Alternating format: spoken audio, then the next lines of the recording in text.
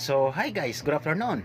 Welcome to my YouTube channel, LMPCV Vlog. So, ang ating video ngayon is gagawa lang naman ako ng reaction dito para aware ang iba dito sa nangyayari sa akin. Dahil ganito yon, nagpunta ako sa aking private doctor clinic. Today is November 4, 2024. So, ang nangyari, 3 weeks ago na is nagkasakit tayo, duha ka paa, dalawang paa yung mga tiil nato in Bisaya.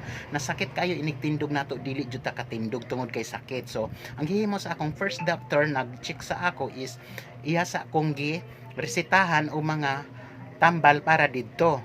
Pribagalen 20 pieces and 10 pieces mi pinamix ungol-ungol aka na bitaw magnutnot ang ating matay di pamate. So bilisan na lang natin, it's only 13 minutes this video. Okay, so ang nangyari doon, nagpunta ako kanina sa clinic. So by the way, sa hindi pa nakasubscribe sa aking YouTube channel, please subscribe, like video, and hit bell button for getting all notifications guys, para updated kayo sa mga bagong video ko.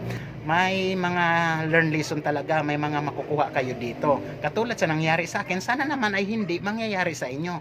So by the way, shout out pala sa ating clinic dyan sa diagnostic, dyan sa bagong open dito lang sa Bindoy, Negros Oriental, in front of Hospital Bindoy, Negros Oriental. So shout out sa iyo, Miss Secretary, na sana naman maayos mo yung ginagawa mo, pagbutihan mo naman yung ginagawa mo. So make sure bago ka magtrabaho ay alamin mo at i-consult mo sa mga doktor ninyo kung ano ba ang dapat. Huwag ka makipag-argue sa mga patient dahil ang mga pasyente is iba-iba ang mga alam nila, at hindi yan pwede sa akin yung pwede mo. Kasi ganito nangyari, di ba? Tama ba ako o mali? So, sino bang napaboran sa doktor? Siyempre ako, kasi mali ka naman talaga. Ganito ang nangyari guys, sasabihin ko na sa inyo. Ganito kasi, bumalik ako kanina sa aking doctor clinic dahil bago lang tayo nag-unda, so ngayon lang ako nakabalik. Pumunta ako doon sa kanya at sabi ko sa sekretary, "Hi, good morning ma'am, naandito lang ba ang aking doktor na si Eduardo Pialago?" So kaapelyido ko. Sabi niya, "Wala dito, ang nandito si Dingkong, Dr. Dingkong." So okay, so halimbawa lang ma'am, nagtanong ko sa kanya, if ever na wala naman dito ang doktor ko, si Dingkong naman andyan at siya ang available today, so pwede lang po ba ako na magpa-check up sa kanya ulit, pero na-check up na ako sa doktor yung naka-assign dito. So magbabayad pa ba ako? Ang sagot niya sa akin, "Yes sir, magbabayad po kayo talaga." Sabi ko, tika lang, parang may mali. Kasi once na magpa-check up ka or pinapabalik ka, dapat hindi ka na magbabayad ulit. Ano yon? Kayo lang na lang gusto mabuhay sa mundong ito? Kung naghahanap buhay kayo, ay naghahanap buhay din naman ako. So parang may mali, paki-confirm kasi hindi yan pwede. So pinagpilit talaga niya sa akin guys na magbabayad daw ako talaga ng check-up. Sabi ko hindi na, kasi ang sabi ng doktor sa akin is ubusin mo itong niresita ko sa iyo, 20 pesos plus 10 pesos na may pinamik, gagaling ka at hindi babalik ka sa akin. So that's why na today is bumalik ako talaga para dito. So ang problema, wala nga si doktor. So yun nga ang pinapakonsult ko sa kanya, yung doktor ngayon na available, kung pwede ba ako magpa-check up sa kanya, kasi nung una din naman nagpa-check up ako si Dr. Dingkong naman, at pangalawa si Dr. Eduardo Pialago yung kaapelyido ko. Kaya ang sabi ko, pakikonsulta doon sa doktor ngayon na available kung ano bang pwede. So pinagpilit niya talaga sa akin guys, pagbayarin niya ako talaga ng check up. Sabi ko, naisip ko, ano yun, lagi na lang ako magbabayad na hindi na nga man ako gumagaling sa mga resita na pinag-issue nila sa akin. Sabi ko sa sekretary, ganito ang sinasabi ko, kung ganito ang sasabihin mo sa akin na magbabayad ako, ilabas mo yung record ko at paimbestigahan ko kayo dito. Kasi guys, sa totoo lang ha, hindi ako takot kahit anong agency ka, kahit anong private agency ka, hindi ako matatakot na imbestigahan kita. Alam mo kung bakit?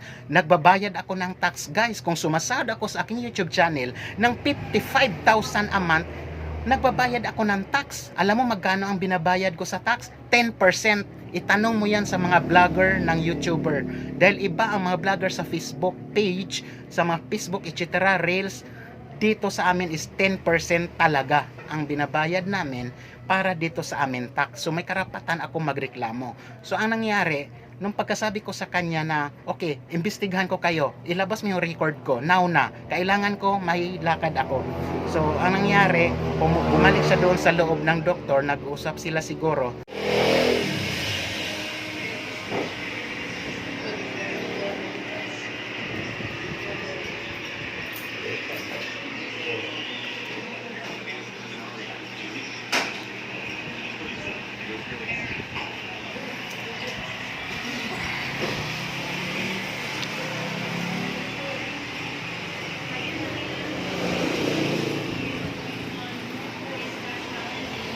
Tapos maya-maya, sabi ko, "Oh, anong nangyari, ma'am?" Sabi niya, siya na lang daw mag-check up sa iyo, sir, pero magbabayad ka pa rin ng ano, check up mo. No, niko ayaw ko, hindi ako papayag. Ilabas mo yung record ko at alis na ako at nagmamadali ako at paimbestigahan ko kayo dito. Yan ang sabi ko sa kanya. Umalis na ako. Maya-maya tinawag niya ako. Sabi, "Sir, excuse me po, papasukin na lang daw po kayo doon ni Dr. Dingkong." Oh, ayan, yun ang nangyari. So, agad-agad naman pumasok ako, parang masettle naman agad ang kaunting problema. So, yun ang sabi ni Dr. Chinek niya ako doon, tapos yun ang sabi in interview ko, base doon sa unang doktor ko na si Eduardo Pialago, naka-apelyido ko. Kasi ang sabi ko naman doon sa sekretary, hindi ako magbabayad ulit ng ibang doktor kasi bumalik na ako at saka wala akong pakialam kung kaapelyido ko yung doktor ko. Ang purpose ko dito is magagaling ako at mabago yung mga resita ko at kung kailangan mag-provide ako ng laboratory ko. So yun, nasa loob na ako. Yun ang sabi ko, "Hi doctor, mayong mood to, Dr. Dingkong." So yun ang nangyari. Yan ang sabi ni doktor na Eduardo Pialago na yun nga ang uubusin ko. So magagaling man ako, hindi kailangan babalik ako. Kaya ito nangyari ngayon, dok. So yun, in-interview niya ako, masakit ngayon pa ako, hindi nga gumaling. So ang sabi niya, resetahan lang muna kita ng pang pain reliever. Neng ko parang hindi siguro, dok. So ako pa nag-advise, sabi ko mismo, di ba pwede na kukuha na lang akong laboratory kung ano ba dapat ang laboratory sa akin para makita talaga ang result findings, okay? So ang sabi ni Dr. Dingkong sa akin, sabi niya, okay, sige, mag-laboratory ka na lang ng uric acid. So ayun, yun nga guys, nag-provide ako. So hindi ako nang hinayang, nagbayad lang ako sa laboratory, is only 300 pesos. So after 2 hours, nakuha ko na yung result. So ito guys, ang resulta. Ito ang resulta. So naka-staple siya. Naka-staple siya. So babalik ako bukas kay Dr. Dingkong para siya mag-open nito. Parang alam ko yung anong naging resulta nito sa aking laboratory na uric acid. So guys, yung sasabihin ko yan sa inyo, malaking learn lesson ito, makukuha ninyo. Lalo na sa atin ay hindi naman lahat tayong mga pasyente ay mapera eh. Paano na yung hindi marunong magreklamo? Paano na yung sa tingin nyo ay ito ay taga-bundok or ito babayad lang din? Di ba kawawa? So, dapat ang serbisyo nyo is maging okay para wala kayong mahasil na pasyente. Kasi ako talaga kahit saan, hindi mo ako matatakot at hindi ako talaga takot. Hindi ako dahil alam ko yung batas. Hindi ako nagmamarunong, talagang marunong ako. Hindi ako nagpapasikat at talagang hindi naman ako sikat. So nakikita nyo naman sa mga content, sa mga video ko. So yun lang ang payo ko sa inyo sa mga iba't panig ng mga katulad ng mga private clinic doctors na dapat hindi ganon. Kasi bumalik naman yung tao, wag mo na yun pagbayarin pa ulit. Kasi puro lang tayo bayad na hindi man lang gagaling. Kaya nag-react ako talaga. So naka-off cam ako doon kanina sa area ng private doctor clinic dahil hindi naman kailangan mag-video kasi syempre may respeto din naman tayo. So as a YouTuber vlogger, syempre ginawan ko lang ito ng reaction video para aware sa mga taong yari sa inyo. So sana makakuha tayo ng kapulutan nito na hindi lang tayo basta-basta, wag mong sabihin na mapira ka o kahit mapira ka man o wala, wag kang bayad ng bayad. Kailangan ang ibayad mo doon is worth it siya guys. Kailangan mo talaga doon na may magandang resulta. Kasi ang dami nang naghihirap ngayon, pahirapan ka pa rin ba? Kasi pinapabalik ka na nga lang, wala pa ng 1 month. At yun naman talaga ang sabi ng doktor ko, babalik ako. So yun nga, bumalik ako.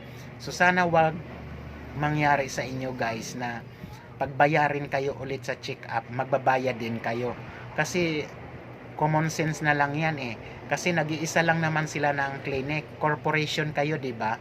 So dapat kung sinong na available na ang doktor dyan, anuhin mo na lang yun. Huwag mo nang pagbayarin kasi ang mga resita nyo nga dyan, remember dyan sa clinic dito sa Bindoy, tapat ng Bindoy Hospital, nagpagawa nga ako kanina yung dapat na reseta ko kasi ginawa niya ako agad ng reseta. Tapos sabi ko, "Dok, baka naman pwede gawan mo na lang ako ng separate na resita, kasi doon lang niya nilalagay ng resita ko doon sa mismo sa aking record. So sabi niya ipakita na lang daw doon sa clinic nila na yun ang bibilhin ko. So sabi ko, mas okay siguro doktor, bigyan mo na lang ako ng separate na resita para anywhere, anytime, pwede ako bumili kahit saang drugstore or pharmacy. Paano naman pag wala kayong available dyan, maghahantay ako. So di ba tama? Para pag iniisip mo talaga, parang nakakontrol. Dyan ka kukuha ng laboratory sa kanila, dyan ka rin kukuha ng mga gamot nila. Kasi bakit hindi ako ginawa ng reseta, di ba? Parang may mali pa rin, guys. Isipin mo, kung may kung magandang isip tayo, maisip natin yan.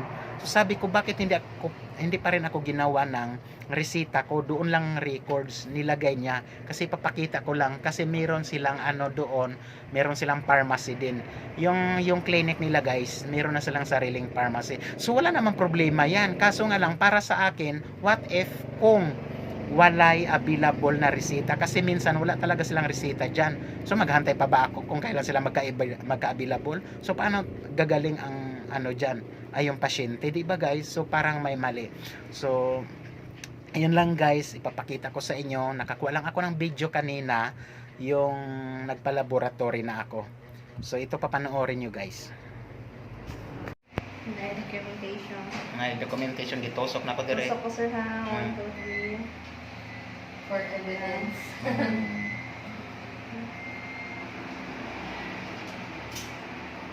Sakit pagyapon. Okay,